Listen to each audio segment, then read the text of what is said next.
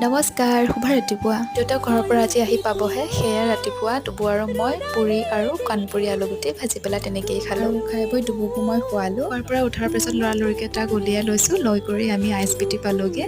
এয়া দেউতাক আহি ৰখি আছে আৰু ঘৰৰ পৰা অনা বস্তাটোত একেবাৰে ঢেৰ কিবাকিবি শাক পাচলি লৈ আহিছে, সেয়া ভৰাই মেলি দিলে। ডুবু পিছে মোৰ কোচত বহি নাথাকিলে, দেউতাকক 3 দিন নাই পোৱা, সেয়ে দেউতাকৰ কোচত বহি ল'লে। তাৰপাছত মই সুধিছোঁ যে তুমি কাৰ কোচত বহিছা? কৈছে দেউতাৰ কোচত।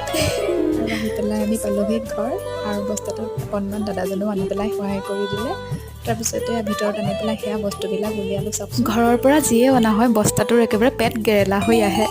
বাৰীতে হৈ থকা ভাত কেৰেলা, নেমু, ঢেকীয়া, কলডিল, পচলা আৰু এয়া ঘৰৰ ধান বনাই পেলাই চাউল লৈ আহিছে। ঘৰৰ পকা তামোল কেইটামানো আৰু এইবাৰ বনাই থোৱা বাঁহ গাজো দুবৈয়াম লৈ আহিছে। কঁঠাল এটাও, ৰঙালাও, পিঠাগুড়ি মানে চব আৰু। এই যে ঘৰৰ পৰা দিয়া টোপোলাটো আমি আতুম টোকাৰিকৈ খুলি চাওঁ, তাৰ আনন্দই সুকীয়া নহয়নে?